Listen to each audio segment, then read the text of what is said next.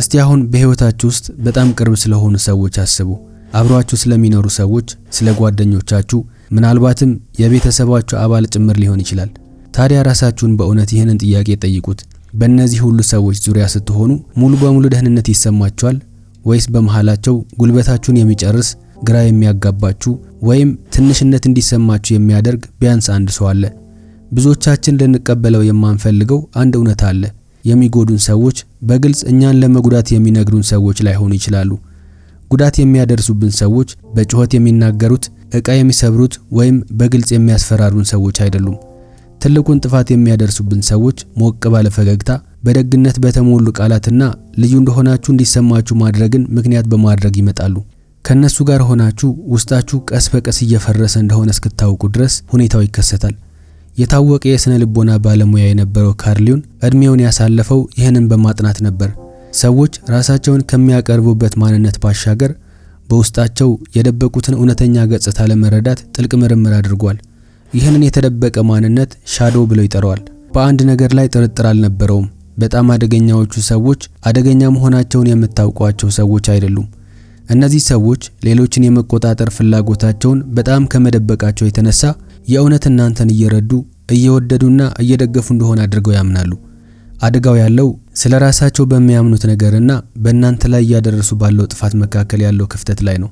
ዛሬ መጀመሪያ ላይ ደህንነት የሚሰጡን ነገር ግን ቀስ በቀስ ወደ ታች የሚጎትቱን 6 የሰዎች አይነት እንመለከታለን። ከምንም በላይ ደግሞ እነዚህ ሰዎች ለምን ወደ ህይወታችሁ እንደምታስገቧቸውና ዛሬውኑ እንዴት መቀየር እንዳለባችሁ እንመለከታለን። አንደኛ፣ ሁልጊዜ ጉዳት የሚደርስባቸው ወይም ተበዳይ የሆኑ ሰዎች።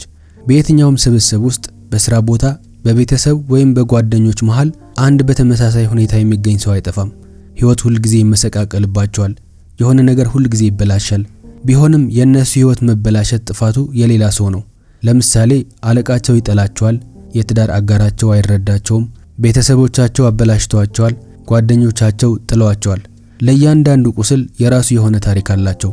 በታሪኩ ውስጥም እነርሱ ምንም ጥፋት የላቸውም። ታሪካቸው ሲነግሯችሁ መጀመሪያ ላይ ታዝናላችሁ፣ ከልብ ልትረዷቸው ትሞክራላችሁ። ነገር ግን በቋሚነት ራሳቸውን እንደ ተበዳይ የሚመለከቱ ሰዎች እየተሰቃዩ ብቻ አይደለም፣ እነዚህ ሰዎች ያንን ስቃይ እንደ መሳሪያ እየተጠቀሙበት ነው። ሁልጊዜ የተበደለ ሰው የምትሆን ከሆነ ለምንም ነገር ኃላፊነት አትወስድም። እነዚህ ሰዎች መፍትሄ አይፈልጉም። የሚፈልጉት የእናንተ ትኩረት፣ ርህራሄና በስሜታችሁ ላይ ቁጥጥር ማድረግን ነው። እውነተኛ እርዳታ ስታቀርቡላቸው ይቃወማሉ። የሚለወጡበትን ሐሳብ ስታቀርቡላቸው አይቀበሉትም። በዚህ ጊዜ ርቀታችሁን መጠበቅ ጭካኔ ሳይሆን ራሳችሁን የማዳን እርምጃ ነው። ሁለተኛው፣ አስመሳይ ሰዎች። እንደዚህ አይነት ሰዎች በጣም አሳሳች ናቸው። ከነዚህ ጋር ስትገናኙ ወዲያውኑ ፍጹም የሆነ መግባባት ይሰማቸዋል። በቀልዳችሁ ይስቃሉ፣ ሐሳባችሁን ይጋራሉ፣ ሌላ ማንም በማይረዳው መንገድ እንደተረዷቸው ያሳዩዋቸዋል። ነገር ግን ጊዜ እያለፈ ሲሄድ የሆነ ልክ ያልሆነ ነገር እንዳለ ትገነዘባላችሁ። ስለነርሱ ምንም እንደማታውቁ ትረዳላችሁ። የራሳቸው የሆነ ጠንካራ አቋም የላቸውም፣ ነገር ግን የእናንተ ሐሳብ ብቻ ያስተጋባሉ። ካርል ዩንግ ሁኔታው የማስመሰል ወጥመድ በማለት ይጠራዋል። አንዳንድ ሰዎች የሰዎችን ይሁንታ ለማግኘት ጭንብል መልበስ ስለሚለማመዱ ከጀርባቸው ምንም አይነት እውነተኛ ማንነት አይኖራቸውም። የምትወዱት እነርሱን ሳይሆን የራሳችሁን ነጸብራቅ ነው። ታማኝ የሚሆኑት ለእናንተ ሳይሆን ለምታሳዩዋቸው ይሁንታ ብቻ ነው። ይሁንታችሁን ስትነፍጓቸው ወይም እውነተኛ ነገር ስትፈልጉ ግን ወይ ይጠፋሉ አሊያም ደግሞ ይለወጡባቸዋል። ሶስተኛ፣ ደካማ የሚያደርጓችሁ ሰዎች።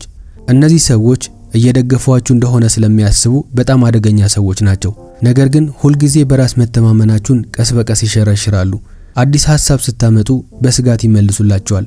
ስለተፈጠረ አንድ ትልቅ እድል ስታማክሯቸው እውነታውን እንዳትቀበሉ ያደርጓቸዋል። በግልጽ የሚታይ እናንተን ተስፋ የማስቆረጥ ስራ አይሰሩም።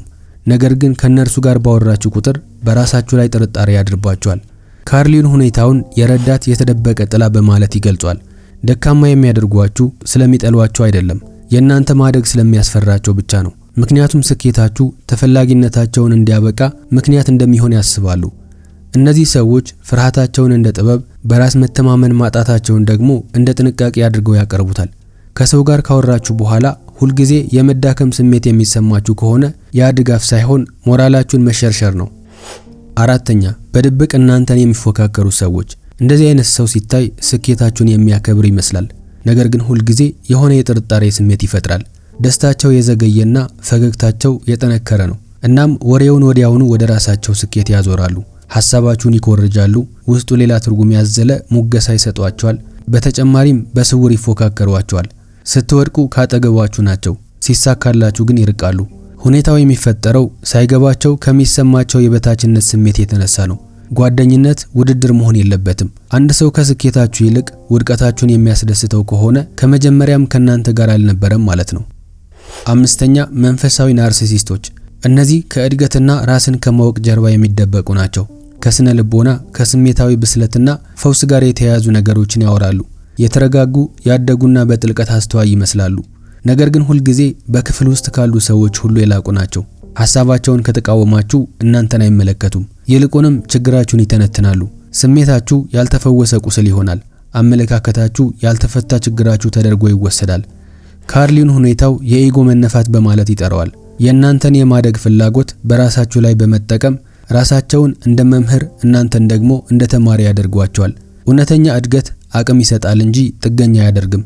አንድ ሰው እናንተ ሁልጊዜ ደካማ እንድትሆኑ የሚፈልግ ከሆነ እያወራን ያለነው ስለ ጥበብ አይደለም። ስድስተኛ በስሜት የሚቆጣጠሯችሁ ሰዎች። እንደዚህ አይነት ሰው የሚያደርገው ነገር እንክብካቤ ስለሚመስል ለመለየት በጣም ይከብዳል። ስሜታችሁን ጠንቅቀው ያውቃሉ። ሁኔታችሁን ይከታተላሉ። መጀመሪያ ላይ ከልክ በላይ ትቀራረባላችሁ። ነገር ግን ጊዜ እያለፈ ሲሄድ እነርሱን ላለማስከፋት ስትሉ ሐሳባችሁን መደበቅ ትጀምራላችሁ። ከጊዜ በኋላ ደግሞ ሁኔታው በእሾህ ላይ እንደመራመድ ከባድ ይሆንባቸዋል። የራሳቸውን የስሜት መበላሸት በእናንተ ላይ ይጭናሉ። ፍላጎታችሁ ከነርሱ ጋር ካልተስማማ ምን የሚፈጠር ይመስላችኋል? የእናንተን እውነታ ይቀበላሉ ወይስ የእናንተን ጥፋት ላልሆነ ነገር ይቅርታ እንድትጠይቁ ያደርጓቸዋል?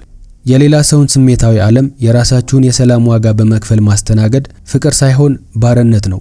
አሁን ከላይ እንደተመለከትነው ስድስቱንም አይነት ሰዎች ተመልክተናል። ምናልባትም በህይወታችሁ ውስጥ እነዚህን ባህሪያት የሚያሳዩ ሰዎች እያሰባችሁ ይሆናል። ነገር ግን ካርል ዩንግ ትኩረት ያደረገው ጉዳት በሚያደርሱ ሰዎች ላይ ብቻ አልነበረም። እያጠና የነበረው ይህንን የሚታገሱት ሰዎችም ጭምር ነው። እነዚህ ሰዎች በማንም ሰው ህይወት ውስጥ ያለምንም ምክንያት አይከሰቱም። በውስጣችሁ እንዲቆዩ ፈቃድ የሚሰጣቸው የሆነ ነገር አለ።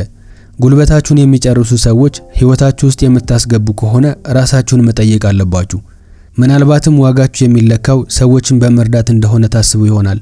የሚያዳክሟችሁ ሰዎች ታግሳችሁ የምትቀጥሉት በውስጣችሁ ራሳችሁን ትጠራጠራላችሁ ማለት ነው። ካርል ዩንግ ሁኔታውን የጥላት ስበት በማለት ይገልጿል።